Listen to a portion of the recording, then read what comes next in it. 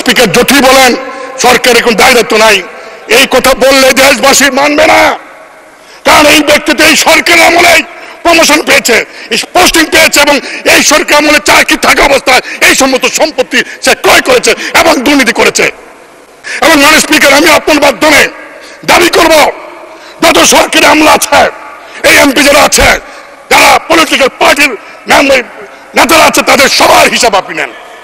সরকার সবার হিসাব হোক, আমি আমার হিসাবে 1 ঘন্টার মধ্যে দিব। আমার কি আছে? মাননীয় স্পিকার, গ্রিক সম্রাট আলেকজান্ডার পুরুকে পরাজিত করে যখন ভারত জয় করেন, তখন এই দেশে কিছুদিন ছিলেন। এই দেশে আলু বাতাস মানুষের মনের গতিবিধি লক্ষ্য করে তার জেনারেল ছিল সেলুকাস, তাকে বললেন যে কি বিচিত্র দেশ সেলুকাস।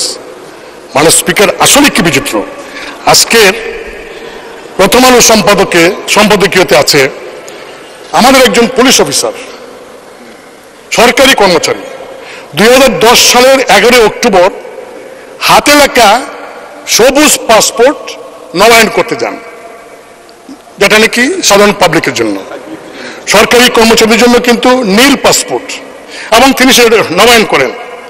মানে স্পিকার, তিনি যখন ডিজি র্যাব, তখনও সেই সবুজ পাসপোর্ট, এবং সেইখানে কি লেখা, পেশা হিসেবে প্রাইভেট সার্ভিস। মানে স্পিকার, ডিজি র্যাব, একজন এডিশনাল আইজি, তার পাসপোর্টে লেখা প্রাইভেট সার্ভিস। কি আশ্চর্য, এটা আমরা কেউ খেয়াল করলাম না। মানুষ স্পিকার শুধু তাই নয়, আইজি, তিনি আইজি থাকা অবস্থায় তার সেই সবুজ পাসপোর্ট, এবং তিনি বিভিন্ন সময় দেশে গেছেন, বিদেশে সবুজ পাসপোর্ট দিয়ে। ইমিগ্রেশনে এন্ট্রি আছে সবুজ পাসপোর্টের, প্রাইভেট সার্ভিস। কি সর্বনাশের কথা। মানুষ স্পিকার, সারা দেশে মানে একটা বিষয় আমরা জানি, এই আওয়ামী লীগ সরকারের একজন প্রতিমন্ত্রী ছিলেন, তার রেড পাসপোর্ট ছিল এবং সবুজ পাসপোর্ট ছিল। সবুজ পাসপোর্ট দিয়ে সিঙ্গাপুর যাওয়ার কারণে মাননীয় প্রধানমন্ত্রী সেদিন তাকে মন্ত্রিপরিষদ থেকে বাদ দিয়েছিলেন। আর এই ব্যক্তি আইজি, একটা ডিসিপ্লিনারি ফোর্সের চিফ। মানুষ স্পিকার, এই ব্যক্তি যখন আইজি ছিলেন, তখন কি সুন্দর বক্তব্য দিতেন। তিনি বলেছিলেন পুলিশ বাহিনীর সমস্ত সদস্যদের উদ্দেশ্যে, এই পুলিশ বাহিনীর সদস্যরা, তোমরা কেউ করাপশন করতে পারবে না। আমি আইজি, আমার নাম বেনজির, আমি দুর্নীতির বিরুদ্ধে জিরো টলারেন্স। মানুষ স্পিকার, জিরো টলারেন্স দুর্নীতির বিরুদ্ধে। ভালো কথা। মানুষ স্পিকার, সেই ব্যক্তিটির তার নামে, তার পরিবারের নামে গোপালগঞ্জে Sabana eco resort and natural park, মানুষ স্পিকার, 621 বিঘা জায়গা। হাউ তার এবং তার পরিবার সদস্যদের নামে কিভাবে সম্ভব? মানুষ স্পিকার, তাই নয়, তিনি যখন ডিজি র্যাব, মহানগরের ডিএমপি কমিশনার এবং আইজি, এই সময়ের মধ্যে তিনি কিন্তু এই সম্পত্তির মালিক হয়েছেন। রিটায়ারমেন্টের পরে গিয়া তার পৈতৃক ব্যবসা থাকে, মালিক হন, আফসোস ছিল না। কিন্তু ওই চাকরি করে কালীন তিনি এই সম্পত্তির মালিক হয়েছেন। মানুষ স্পিকার, কি সম্পত্তি, আমার একটু সময় লাগবে, আমি কারণ এগুলি বলছি এই কারণে মানুষ স্পিকার, যে সারা দেশে এই ব্যক্তির কারণে ক্ষমতাসীন দলের এত কাজ করার পরেও আজকে প্রশ্নের মুখে এসে দাঁড়িয়েছে। মানুষ 2015 থেকে 2020 সাল পর্যন্ত তিনি ডিজি এবং ডিএমপি কমিশন থাকা অবস্থায় যে জমিগুলি কিনেছেন, সেই জমিগুলি বেশিরভাগ হিন্দু সম্প্রদায়ের, এবং তারা অনেকে সাক্ষী দিয়ে দিচ্ছেন এখন সাংবাদিকদের কাছে, কায়দা কৌশলে পুলিশদের ভয় দেখিয়ে সেই সমস্ত সম্পত্তি তিনি ক্রয় করেছেন। মানে স্পিকার, রাজধানীর গুলশানে একদিনে বিলাসবহুল 4টা ফ্ল্যাট, এক হালি ফ্ল্যাট তিনি একদিনে কিনে ফেললেন। কি আশ্চর্য। মানে স্পিকার, উত্তরায় এবং বাড্ডায় 2টা বাড়ি।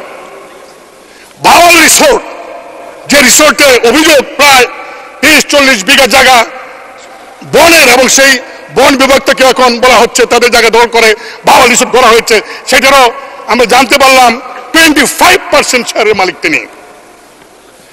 মাননীয় স্পিকার, একটি শিশুর বিন্দু, steel industries limited, ST Peter's school of London limited, 19টি কোম্পানির শেয়ার, 30 লাখ টাকার সঞ্চয়পত্র, 33টি ব্যাংক হিসাব। মাননীয় স্পিকার,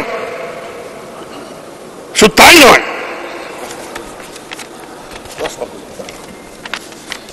ঠাকুরগাঁও সদরে 50 বিঘা জায়গা তার এবং তার ফ্যামিলির নামে, জলঢাকা নীলফামারী 50 বিঘা জায়গা, নীলফামারী কিশোর সদর 50 বিঘা জায়গা, বান্দরবান সদর এবং লাঙ্গা উপজেলায় 250 বিঘা তার নামে। মাননীয় স্পিকার, সেন্ট মার্টিনে বেনজিরের নামে 4 বিঘা জমি। মাননীয় স্পিকার, ইন্দ্রাণী বিচে কক্সবাজার 2 বিঘা 3 মেয়ের নামে, রাজৌরি উপজেলায় জিসান মির্জার নামে তার স্ত্রীর 273 বিঘা জমি, গাজীপুরে 200 বিঘা জমি। মাননীয় স্পিকার, কয়েকদিন আগে তিনি চলে গেলেন, চলে যাওয়ার আগে পত্রিকার নিউজ অনুযায়ী প্রায় 80 কোটি টাকা ব্যাংক থেকে উত্তোলন করেছেন। মাননীয় স্পিকার, আমি একটু বলতে চাই, আমাদের মাননীয় স্বরাষ্ট্রমন্ত্রীর মধ্যে খুব ভদ্র মানুষ, অত্যন্ত ভালো মানুষ, খুবই ভালো মানুষ। তিনি বলেছেন সাংবাদিকদেরকে যে এই যে বেনজির তার পরিবার সহ বিদেশে গেলেন তিনি জানেন না। মাননীয় স্পিকার, খুব কষ্ট পেলাম, তিনি জানবেন না কেন? হ্যাঁ, যেতে পারে, যেহেতু বেনজির সাহেবের কোনো নিষেধাজ্ঞা নাই, যেতে পারেন, জানবেন না কেন? কারণ তিনি তো এয়ারপোর্টে ইমিগ্রেশন হয়ে গেছেন। ইমিগ্রেশনে তো কোনো ভিআইপি, আর তখন সারা দেশে আলোচিত বেনজির, তিনি ইমিগ্রেশন দিয়ে গেছেন, আর ইমিগ্রেশন ডিপার্টমেন্ট তার মন্ত্রণালয়কে জানায় নাই, সরকারকে জানায় নাই। যদি না জেনে থাকে তাহলে ইমিগ্রেশনের সমস্ত কনসার্ন কর্মচারীকে সাসপেন্ড করা উচিত। মাননীয় স্পিকার, অনেকে বলছেন সরকারের লোকেরা যে ওই তার বিরুদ্ধে তো ওয়ারেন্ট নাই। 24 এপ্রিল থেকে মাননীয় স্পিকার দুদক তার বিরুদ্ধে টিম করে বিভিন্ন তথ্য চাইতেছে, সারা দেশে মানুষ জানে। একজন রাজনৈতিক নেতা চিকিৎসার জন্য বিদেশ যাবেন, তাকে আপনারা এয়ারপোর্ট আটকে দেন, 2 ঘন্টা বসে রাখতে পারেন। আর এরকম একজন ভিআইপি যিনি সারা বাংলাদেশে মানে কেনার কোনো বাকি রাখেন নাই, তিনি চলে যাবেন দেশের বাইরে, আর সরকার জানবে না, হতে পারে না। মানে স্পিকার, বাংলাদেশ ব্যাংক এবং ব্যাংকগুলি এই টাকা উত্তোলন করলো, একটা চেক দিয়ে পাঠাইলে ব্যাংকে 10 লাখ 20 লাখ টাকা 7 দিনের নোটিশ থাকে। 70-80 কোটি টাকা তিনি কিভাবে উত্তোলন করলেন আমি জানি না।